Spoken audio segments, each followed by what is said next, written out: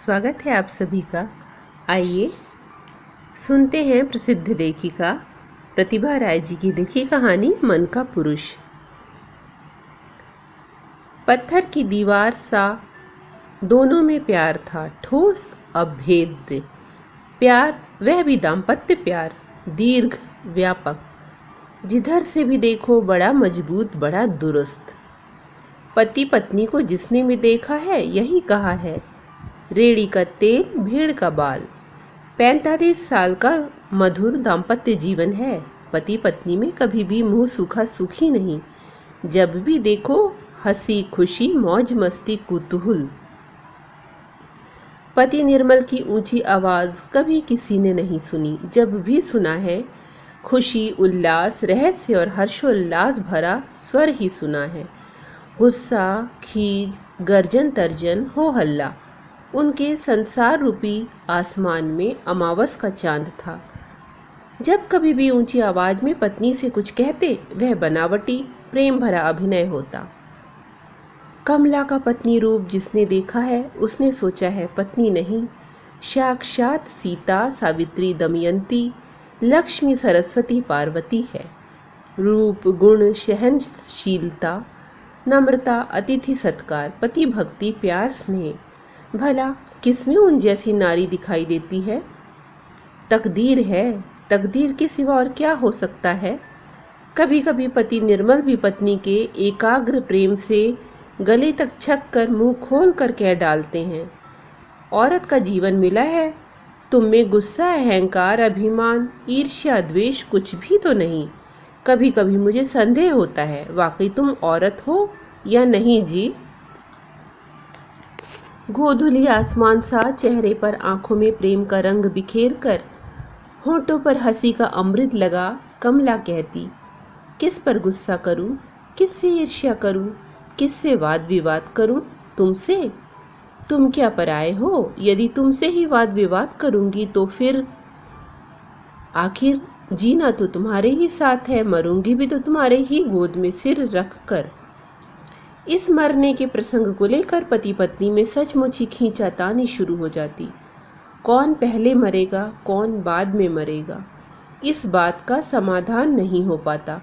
निर्मल कहते, तुम्हारी मौत मैं सह नहीं सकता, मैं पहले मरूंगा। हाँ, मैं ही पहले मरूंगा और मैं सह लूंगी वह दुख। पति होकर कितना भला चाह रहे हो मेरा? जान गई तुम में कितना प्यार है, सब स्वार्थ है, निजी स्वार्थ। कमला का गला रुंध जाता। माँ के झूठ मूठ का ऊं करके रोने पर चंचल लड़का जिस तरह अपनी जिद छोड़कर कहता है, नहीं नहीं अब ऐसा नहीं करूँगा, ठीक उसी तरह निर्मल सहम जाते। कमला का करुण दर्द थमथम चेहरा और दूर दूर बरसने का इंतजार करती दोनों आंखों को देख वे सुधरे हुए बच्चे सा कहते, नहीं नहीं तुम पहले मरोगी, भले ही मुझे जितना दुख होगा हो, तुम्हें विदा करके ही मैं जाऊंगा। मेरी बात, तुम्हारे दिल की बात कौन समझेगा? तुमने जीते जी मुझे कोई दुख नहीं दिया, पहले मरकर मैं तुम्हें विधवा का दुख नहीं दे सकता कमला, यह बात तय है।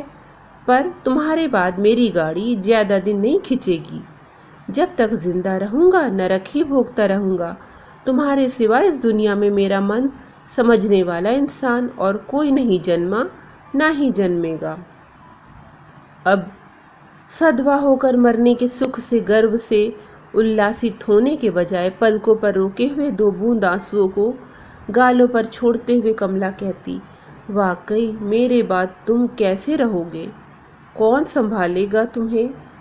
हे भगवान, इनके बगैर जीने में जितना दुख है, इन्हें छोड़कर मरने में उससे कम दुख नहीं।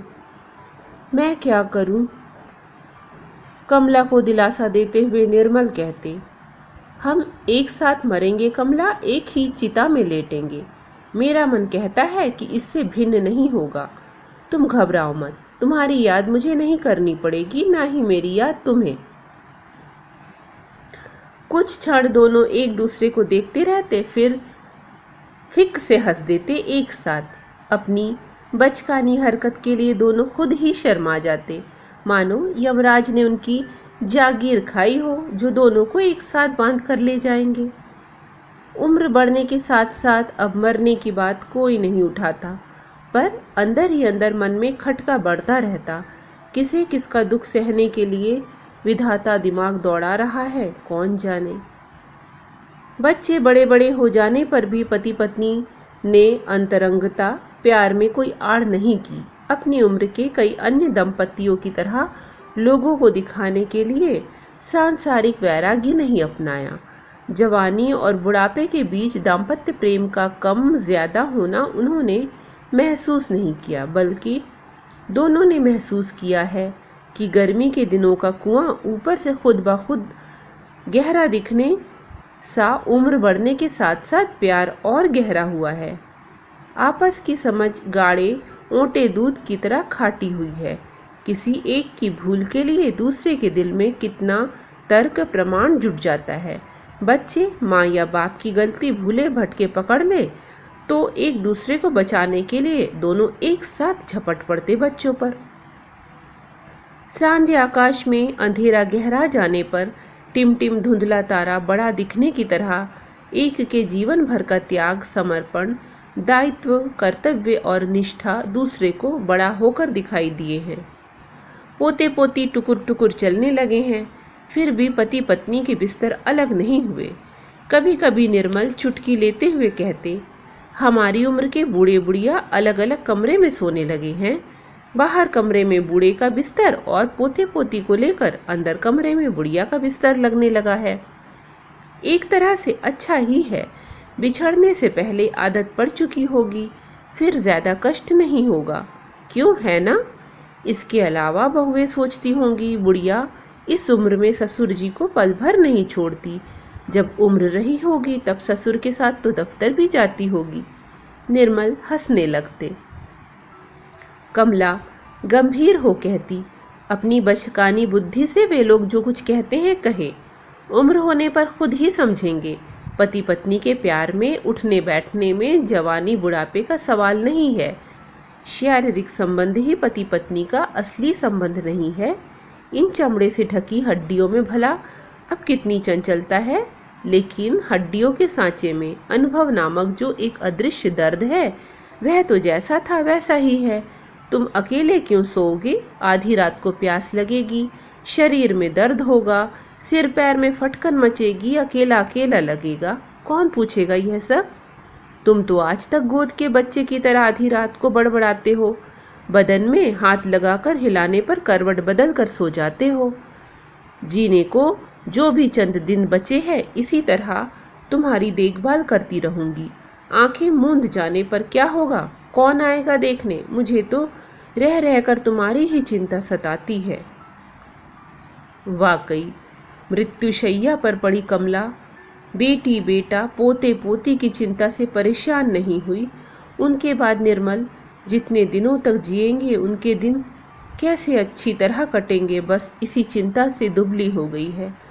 कमला के अनुभवी हृदय ने समझा है, उनके वियोग के शोक से पुत्र कन्या को कष्ट होगा, यह सच है, लेकिन असमय बादल की तरह एक दो बार बरस कर थम जाएगा।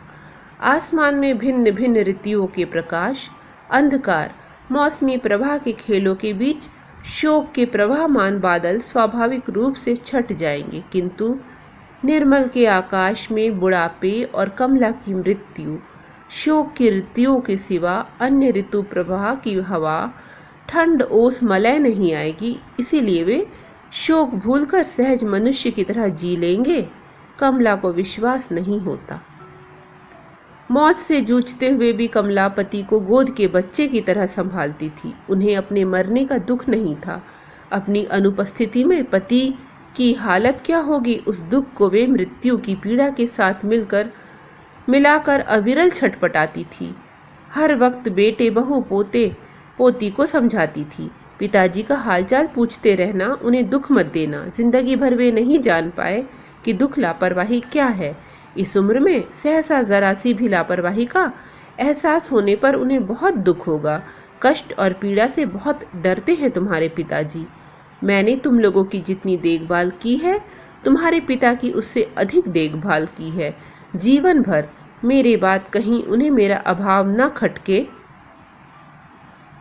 जिंदगी भर जिंदगी की अंतिम घड़ी में कमला अपने बड़े बेटे का हाथ अपनी हथेली में लेकर अति करुण रूप से रुकते रुकते स्वर में विनती कर रही थी, बेटे, पिताजी का ख्याल रखना।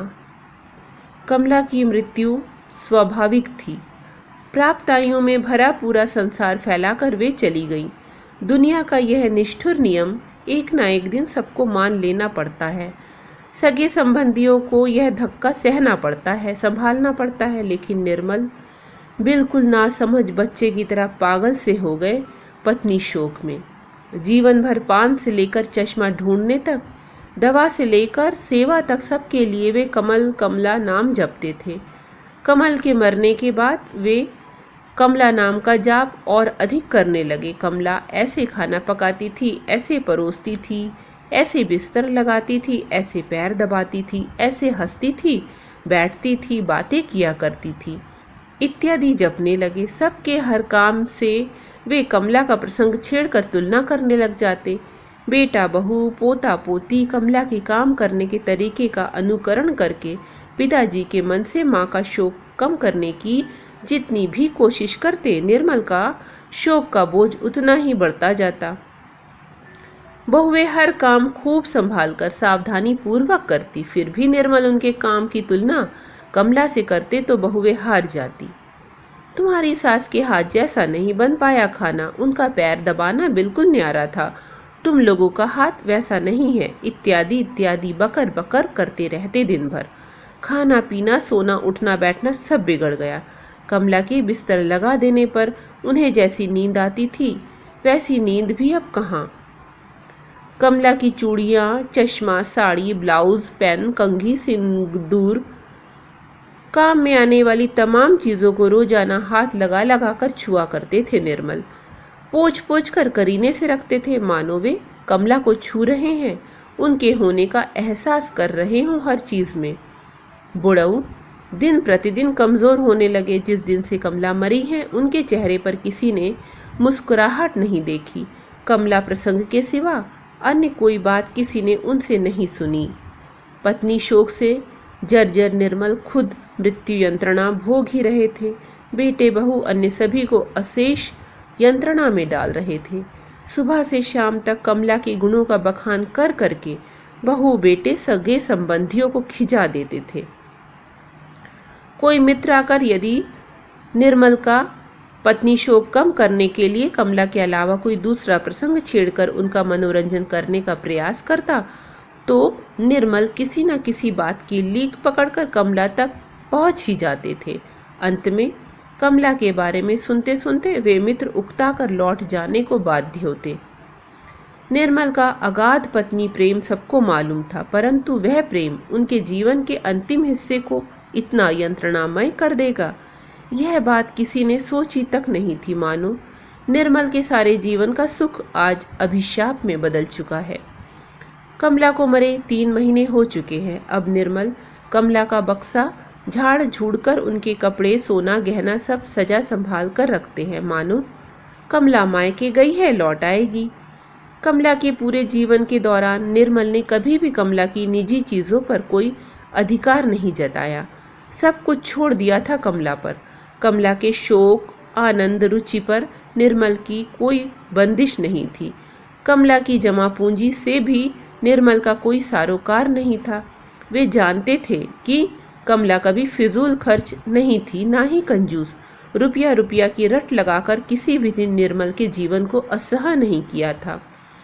यदि कभी निर्मल मजाक में कहते, तुम तो दूसरों औरतों की तरह बचा बचा कर कुछ भी नहीं रखती हो, जमा नहीं कर रही हो, मेरे मरने के बाद क्या करोगी? कमला महज दर्द भरी निगाह से पति की ओर सिर्फ ताकती रहती, जिसका अर्थ होता तुम्हारे बाद मेरा जीवन भी कोई होगा जो पैसे जमा करके रखूंगी। एक दिन कमला की बकसिया छोटा बक्सा खोलकर यों ही सजाते सजाते निर्मल एकाएक फफक फफक कर रोने लगे। बहू बेटे घबरा कर दौड़े। रुपयों की एक थैली पकड़े वृद्ध निर्मल हृदय विदारक आंसू बहा रहे थे। बेटे के हाथ में वह थैली पकड़ाते हुए बोले, देख तेरी माँ का काम इसके सहारे भला मैं उसके बगैर जी सकूंगा? बेटे ने थैली खोलकर देखा, रुपयों के साथ एक कागज भी था। उस पर कमला के हाथ से लिखे अक्षर। तुम्हारा स्वभाव मैं जानती हूँ। मेरे बाद तुम मेरे बेटे बहुओं से 5 रुपए तक नहीं मांगोगे, इसीलिए सारा जीवन अपने ही खर्च से बचाकर इतने छोड़े जा रही हूँ। रुपया देखकर बहू बेटे अवाक थे। इतने रुपए इकट्ठा करने के लिए माँ ने जीवन भर कितना त्याग नहीं किया होगा। उसके बाद निर्मल को दिन काटने की चीज मिल गई। कमला के हाथ से लिखी एक कॉपी। इधर उधर की तमाम बातें कमला ने उसमें लिखी थी। नियत रूप से तारीख महावर्ष के अनुसार लिखी न होने पर भी कमला की डायरी कही जा सकती है। विवाह के बाद से लेकर मरने तक जीवन की खास खास घटनाएं बना सनाकर कमला निसंकोच निर्भीक रूप से लिख गई है।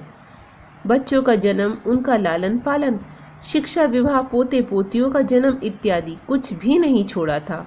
कहा जाए तो निर्मल के वंश का इतिहास लिख गई है कमला। उनके दाम्पत्य जीवन की अनेक बातें, अनेक कष्ट, अनेक घटनाएं, दुर्घटनाएं, सुख दुख का विश्लेषण कर गई है। ऐसी अनेक घटनाएं कमला लिख गई है जिसके बारे में निर्मल को कभी पता तक नहीं चल सका। पता चलने ही नहीं दिया कमला ने। अनेक जटिल पारिवारिक समस्याएं पति को बताए बगैर स्वयं ही उनका समाधान कर गई है। 4 बच्चे पैदा करने से लेकर उन सब के विवाह तक ना जाने कितनी समस्याओं का सामना करना पड़ा कमला को।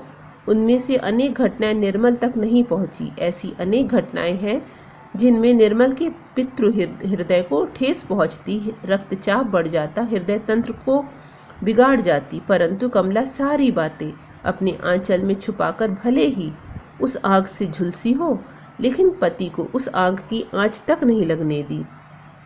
एक जगह कमला ने लिखा है, पुरुष दुनिया का सारा बोझ संभालते हैं। आर्थिक संकट से लेकर गंभीर पारिवारिक समस्या के समाधान की दिशा में दिमागी बोझ के कारण अकाल ही रक्तचाप, हृदय रोग, मधुमेह जैसी बीमारियों का शिकार होते हैं।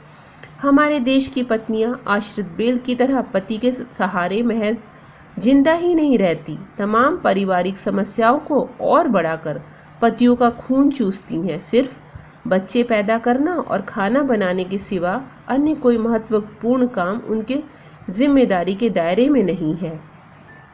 यही उनका सोचना है। पति के आर्थिक संकट में तो सहायक होती नहीं है, मानसिक तनाव में भी भागीदार नहीं होती। हमारे देश के सांसारिक पुरुष तरह तरह से पिस रहे हैं, पीड़ित हो रहे हैं।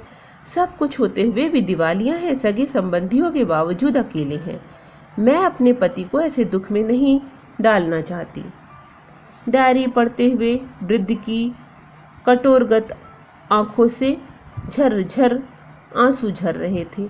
डायरी नहीं, पति को समर्पित एक आदर्श नारी का जीवन ग्रंथ है। निर्मल एक एक करके बार बार पढ़ते पन्नों को।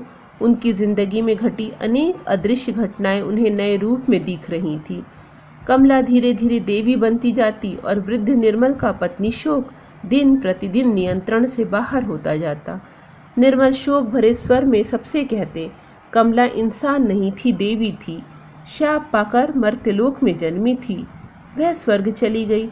मैं उसके लिए आंसू बहाऊं? क्या मैं वाकई उसके योग्य था? निर्मल रात दिन डायरी लिए हुए इधर उधर पन्ना पलटकर मन लगाकर पढ़ते थे। अब किसी पर नाराज नहीं होते थे। रात बीतने पर अब कमला कथा नहीं सुनाते। गीता भागवत की तरह कमला की डायरी उन्हें पूरी तरह सराबोर करके रखती थी।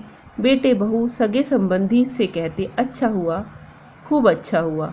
कमला को इंसान से देवी के आसन पर बिठाकर सही निर्मल एक तरह से अभिभूत हालत में रहते हैं। बाकी के दिन भी इसी तरह बीत जाए तो अच्छा है। काश इस डायरी के पन्ने कभी ख़त्म ना होते।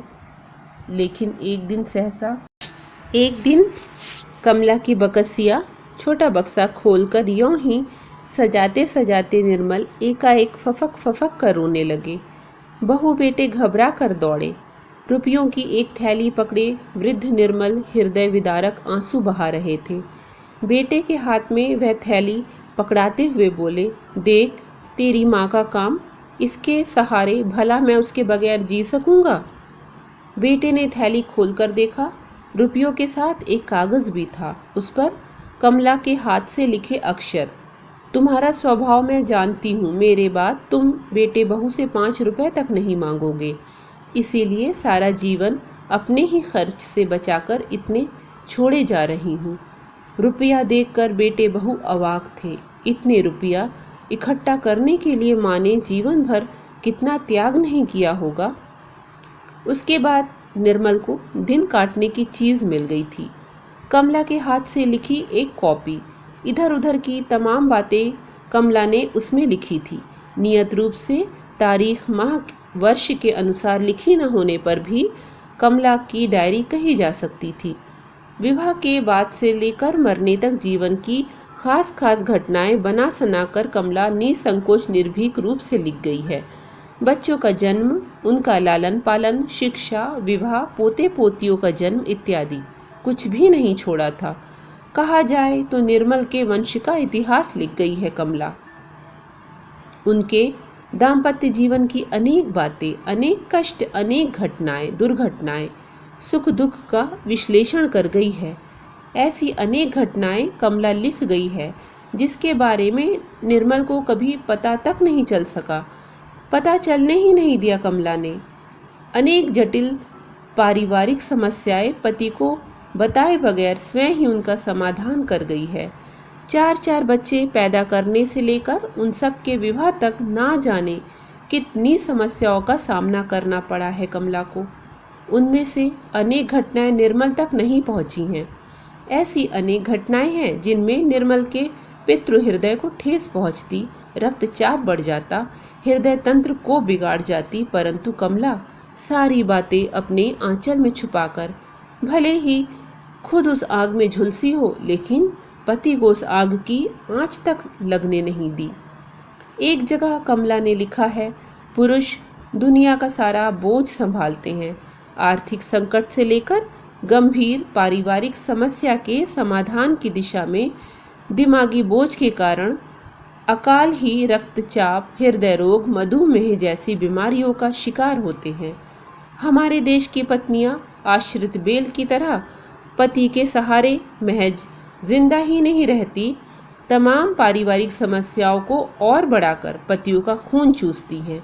सिर्फ बच्चे पैदा करना और खाना बनाने के सिवा अन्य कोई महत्वपूर्ण काम उनकी जिम्मेदारी के दायरे में नहीं है, यही उनका सोचना है। पति के आर्थिक संकट में तो सहायक होती नहीं, मानसिक तनाव में भी भागीदार नहीं होती। हमारे देश के सांसारिक पुरुष तरह तरह से पिस रहे हैं, पीड़ित हो रहे हैं।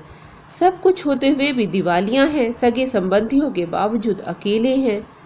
मैं अपने पति को ऐसे दुख में नहीं डालना चाहती। डायरी पढ़ते हुए वृद्ध की कोटरगत आंखों से झर आंसू झर रहे थे। डायरी नहीं, पति को समर्पित एक आदर्श नारी का जीवन ग्रंथ है। निर्मल एक एक करके बार बार पढ़ते पन्नों को। उनकी जिंदगी में घटी अनेक अदृश्य घटनाएं उन्हें नए रूप में दिख रही थी। कमला धीरे धीरे देवी बनती जा रही थी और वृद्ध निर्मल का पत्नी शोक दिन प्रतिदिन नियंत्रण से बाहर होता जाता। निर्मल शोक भरे स्वर में सबसे कहते, कमला इंसान नहीं थी, देवी थी, शाप पाकर मर्तलोक में जन्मी थी। वह स्वर्ग चली गई, मैं उसके लिए आंसू बहाऊं, क्या मैं वाकई उसके योग्य था? निर्मल रात दिन डायरी लिए इधर उधर पन्ना पलट कर मन लगा कर पढ़ते थे। अब किसी पर नाराज नहीं होते थे।